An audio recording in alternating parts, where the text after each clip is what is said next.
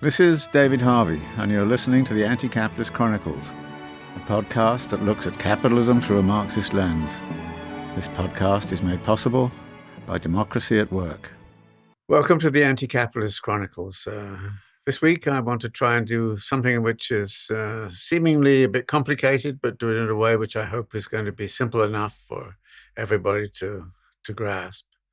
You know, I was always very much impressed by the fact that Einstein, having come up with the formula E equals mc squared, into which you could put almost everything going on in the universe, he was asked about the simplicity of it all. And his response was very interesting. He said, what we should strive to do all of the time is to be as simple as possible, but no simpler. And I've always borne that in mind when giving these talks and also when I'm writing. But my version of it is to say that, look, I try to be as simple as possible without being simplistic. Now, I'm very conscious of the fact that I sometimes fall over into the simplistic camp and I sometimes fall over in the other direction, but it's such a difficult balance to keep. But I'm going to try and keep it today by, in a way, trying to talk through what I think Marx's historical materialism was really all about, and how we might actually define how to use it. Now, this is something that Marx himself never wrote out, but one of the things I've found about reading Marx is that he often leaves clues about things in his footnotes. And there's a fantastic footnote 4 of the chapter on machinery and modern industry in Capital, Volume 1.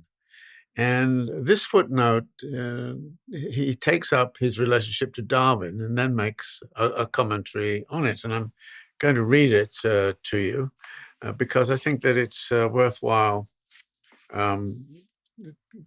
getting exactly what Marx was about from his own words. Marx wrote this. He said, a critical history of technology would show that how little any of the inventions of the 18th century are of work of a single individual. As yet, he says, such a book does not exist. Darwin had directed attention to the history of natural technology, i.e., the formation of the organs of plants and animals, which were as the instruments of production for continuing their life. Does not the history of the productive organs of man in society, of organs that are the basis of particular organization of society, deserve equal attention? And would not such a history be easier to compile, since, as Vico says, human history differs from natural history in that we have made the former but not the latter? But he then adds a coda to this. He says, technology reveals the active relations of man to nature, the direct process of the production of his life, and thereby it also lays bare the process of the production of the social relations of his life and of the mental conceptions that flow from those relations.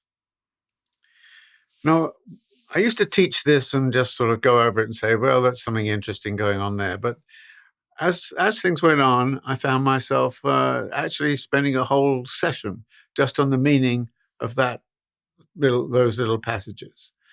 And the last part really defines 5, or if you want to divide it up a little bit, 6 different aspects of a social order.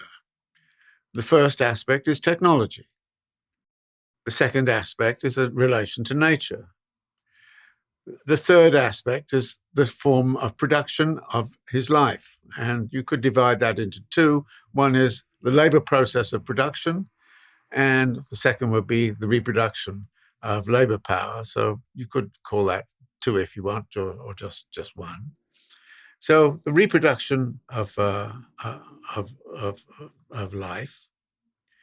Then there is the whole kind of question of mental conceptions of the world. and how these mental conceptions work.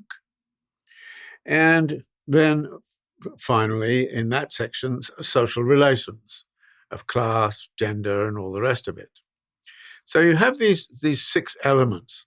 And if you read back in Capital, you find there's a 7th element there, which is the whole kind of structure of administration and law and the state and the like, which become very important in defining what is a market and how a market works, and become very important in defining the functions and operations of money. So what I would do then is to say, let's look at these 5 relations, 6 relations, if you like, and then talk about how they merge together. Now, in earlier sessions, I did talk a bit about the notion of totality. And so I want to think here of totality of a capitalist social order. And that totality is made up of these, let's call them 7 distinctive moments or activity spheres or elements or whatever else you want to call it, which actually make up the whole. In the same way that a human body has many functions going on inside of it, so society has many functions going on inside of it. And technology, relation to nature, social relations, production structures, and mental conceptions of the world and administrative and social structures, all of those elements are part of the totality of what a capitalist society is about. So that is if you like, the simplification which we're going to make about historical materialism. Now, notice something here about the language. When Marx says technology reveals, and in other translations, it's discloses, and in the rest of the passage here, it's lays bare. He doesn't say technology determines. He says technology lays bare, technology reveals. And what he's suggesting by this is that if you start by looking at technology, and you just start really analyzing technology very carefully in all of its aspects, you very soon find yourself talking about all sorts of other elements.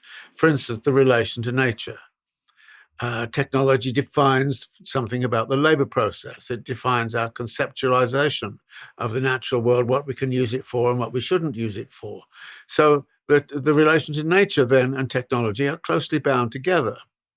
And then you can go one step further and say, well, when people started to develop certain technologies, it changed ideas about the world. Consider, for example, what happened when people started to come up with telescopes and microscopes. They started to see things about the world which completely changed their ideas as to what constituted the world. And of course, when microscopes came in, you could start to look at germs and bacteria and things like that, and you could start to look at disease in a different kind of way. So the technology, if you like, redefines how we see the world, and the same applies, of course, with telescopes. We start to see things in a completely different way. And there's a famous kind of passage when that first image came up of the Earth from outer space, when people started to realize that the Earth was a planet floating in outer space, and the whole kind of question of the health of planet Earth. And this came about in the late 1960s with the Apollo mission photograph, that the health of planet Earth was something that needed to be cared for. So the technology reveals and discloses. And I think that what this then says is that if I started with something else and started to look at social relations, for example, or I started to look at production processes, I would be very soon into, okay, what kind of social relations are compatible with these production processes? And we would see immediately, for example, that when you shifted from skilled labor of the manufacturing period, the skilled carpenter, for example, is a very different kind of persona from the person who simply minds the machine in the cotton factory. And that different persona is something that arises out of the new technology, which is, of course, mass production in the cotton industry. So this is something which is just a very interesting way to do that. You can start with any one of those elements, and if you expand it, you very soon see that element is embedded with coexists with, coevolves with all of the other elements. So this is, if you like, one of the things that's important in Marx's concept of historical materialism, that we need to look at the interaction which is going on between many of these different elements. Radical changes in one element are likely to sort of permeate throughout all of the other elements and end up with having big impacts. And therefore, this whole system is evolving also. Marx talks about the way in which systems are becoming. They're changing over time. And they're changing over time because each one of these elements, while it's connected to all of the others, is not stationary and is not static. The relation to nature is constantly changing. You know, hurricanes come along, new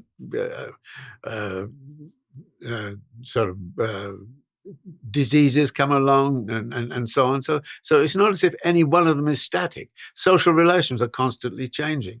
So all of them are in constant motion, but they're all impinging upon each other, both, if you like, encouraged by, but also constrained by relationships with the other elements. So that this is the way in which Marx understands his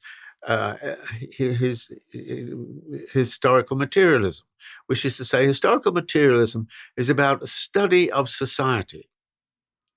And you have to look at society as being made up of these different elements. Now, you could add elements. I'm choosing the 7 that Marx used, but you could add some other elements to it if you want. But the point is just to say, well, this is the way in which we're going to look at society, and we look at the relations between the different elements at the same time as we see all of these elements are in motion. Technology is constantly changing. Social relations are constantly changing. Mental conceptions of the world are constantly changing. The relations to nature is constantly changing. Yet at the same time, it starts to change, but it can't go any further because it's limited by mental conceptions. That's the kind of argument which Marx is beginning to make. Now, the interesting thing here is that if you start to look at social theory, you'll frequently find social theories laid out as if one of these 7 elements is the leading element, and everything else sort of falls to one side. For example, if you read the works of Jared Diamond or Jeffrey Sachs, they are very much about the relation to nature. They're environmental determinists. They're kind of saying, basically, the real forces making for historical change in the society have to do with environmental changes. They are the elements which introduce into the situation new configurations, and all the other features of society have to adapt to the environmental changes. So that Jared Diamond, for example, in his environmental determinism and his work is very much making a lot of that. In a sense, the relation to nature is kind of the silver bullet that explains everything.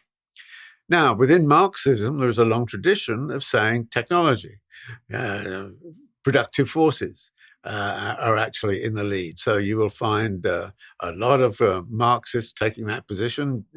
Jerry Cohen in Karl Marx, A Theory of History, basically says, the leading thing is productive forces. Everything else depends upon that. So he is, in a sense, what we would call a technological determinist. And there are bourgeois versions of this.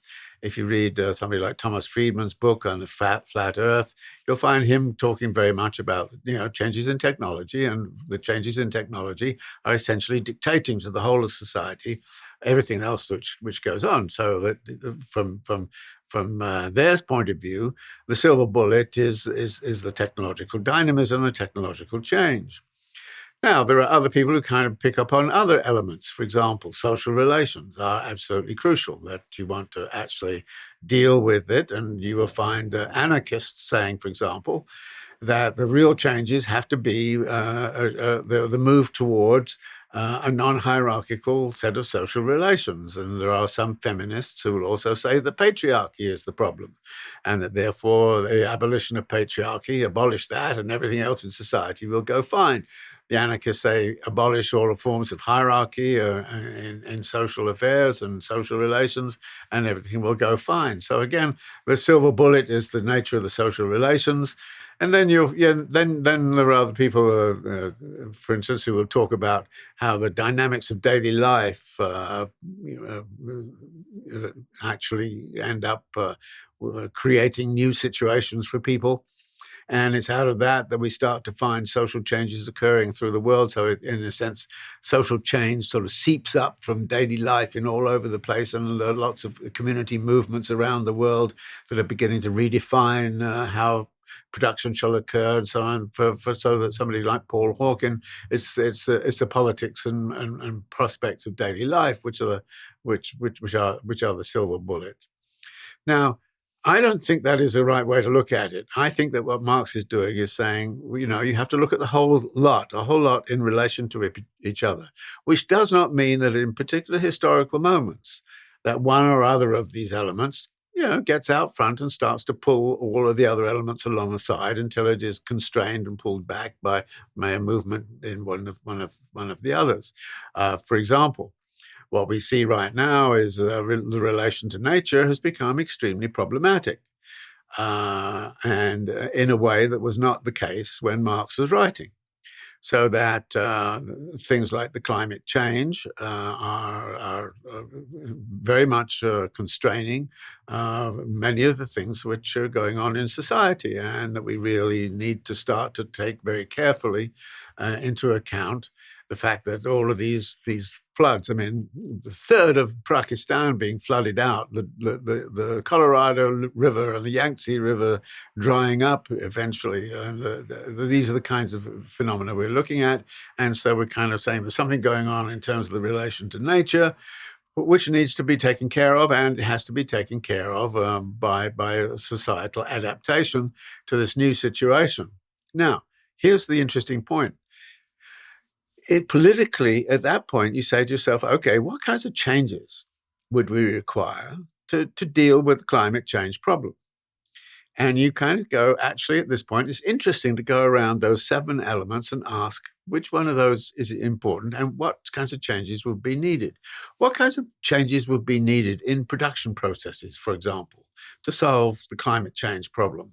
Well, industrial capitalism is the center of it, and agrarian agricultural capitalism is at the center of a lot of this, and there has to be radical reconfigurations of the way in which industrial capitalism and agricultural capitalism is working, because it's only in that way that the production system will be, if you like, in accordance with the requirement that the climate change problem is going to be addressed. But it wouldn't be in itself sufficient, actually. So you would then say, okay, what kind of, and somebody said to me the other day when I was talking about this, you are imagining there's going to be a great change of heart, great change of mind on the part of the population to address with that. And I'm kind of going, yeah, mental conceptions have to change. But if you think that mental conceptions are just going to do it all, and that therefore all we have to do is to have everybody agree mentally that climate change is an issue that needs to be dealt with. But nevertheless, there are changes in mental conceptions that are required.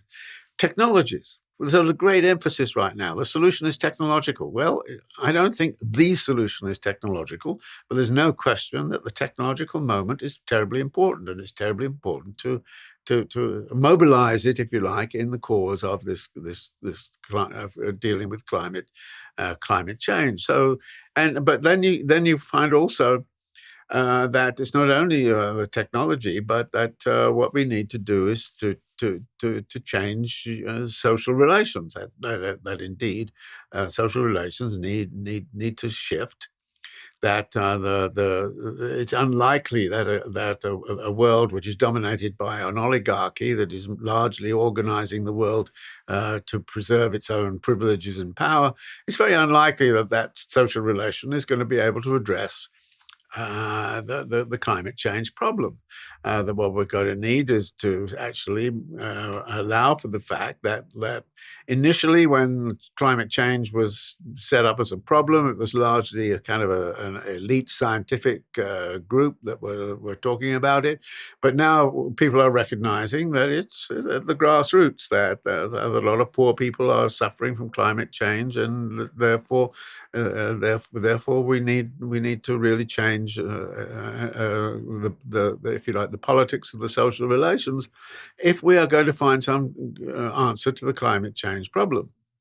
And then there is the administrative and legal and social structure. Now, one of the things I find fascinating right now is if you ask the question, what kind of administrative structure, what kind of interstate system would be able to solve the climate change problem? Well, clearly, the interstate system, as it's currently constructed, with a lot of competition going on between individual states and then huge competition going on between power blocks, you're not going to get that administrative and state structure organized in a way. So in many ways, I would argue that one of the biggest barriers to dealing with climate change right now is the interstate structure, the interstate system. I mean, supposedly the United Nations is supposed to take care of all this, but all you get from the United Nations is a lot of hot air and no possibility and power to do anything. So what you have then is if you ask the question, how will we deal with climate change? It's not simply a matter of, well, you can deal with it in isolation. You have to deal with it by taking care of all of these other elements.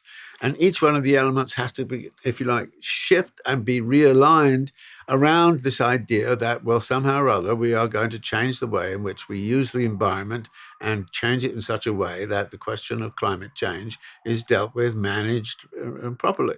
So this is, if you like, the way in which I think Marxist historical materialism is working. It would say, you want to find an answer to this question of climate change, you want to be able to better manage it, well, you've got to start thinking about dismantling the interstate system or somehow or other superseding the interstate system so that this kind of competition between states and the competition between power blocks is somehow or other submerged in a greater drive to deal with the world. It has to be also such that the power structures in society are no longer disoriented towards that of an oligarchy and that of an autarky.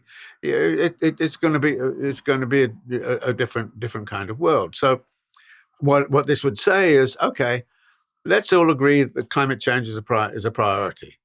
What do we need to change in order to get it? And do we need to change our mental conceptions? Answer, yes. But what into exactly? Big debate. We need to change our social relations. Yes, indeed we do. But what into? Big debate. A very interesting kind of question. We need to change our production apparatus. Yes, indeed. We need to change our technologies. Yes, indeed. We need to change all of these elements. So the theory of historical materialism would say, historically, capital has evolved through an interaction between these 7 elements. And as I say, I'm just choosing 7 because that's a good number to work with. These 7 elements have been working together. So if we want to look back historically, we'll look at the way of which all of those elements have been working together. And if we want to look to some way of managing the current dilemmas, then we have to look to how to change all of the elements and how to get a kind of political process in motion so that this part starts to change a little bit in such a way that part is facilitated to change, which allows that part to change. So that this is, if you like, or the sort of politics that comes out of Marxist historical materialism. Now, finally, on this, it's interesting to look at those societies that sought radical change. Consider the history of the Soviet Union. One of the things that happened in 1917 was a lot of elements of this configuration that I'm talking about started to change. And they started to change in ways where you had very innovative things going on in the sphere of cultural production, new ideas were coming about, everything was going, in a more complicated kind of way. And so in those early years of constructivism and so on in the Soviet Union, we see a revolutionary movement in which there was some movement in all of the elements, and it wasn't clean and it was obviously messy and very difficult. But along came Stalin in 1928, and he put an end to all of that speculative activity and said, basically, there's only one thing that matters. And that one thing is the productive forces. That is, he went with, G.A. Cohen and the long line of thinking in Marxism, which is to say the productive forces are at the root of historical change. And Stalin basically said, just get the productive forces working, get them working in a better kind of way, revolutionize the productive forces, and everything else will fall into line. That is, it was a single bullet. theory of the creation of socialism. And you'll find elements of this also in the history of Maoism, too, a single bullet kind of thing. And at a certain point, Mao, of course, looked at the situation and said, look, the social relations are really screwed up in China. We need to do something about this. And, he sought to change it through the Cultural Revolution, which is, in a sense, saying our mental conceptions of the world have to change dramatically through the Cultural Revolution. And so I think it's very interesting to look at the history of the attempts to change society in some way, and then ask what were construed to be the silver bullets, and why did those silver bullets create dilemmas? And I think one of the failures of, for instance, the Soviet Revolution, particularly under Stalin, was this idea that somehow or other the only thing that really mattered was mobilize the productive forces, get the new technologies. And so the model of a revolutionary change there paid no mind whatsoever to cultural beliefs, paid no mind very much to questions of social relations in the very general sense, and paid no mind to the qualities of daily life. And so you can kind of say that, in a sense, a socialist project should have in mind, well, we have to think about the dynamics of relations.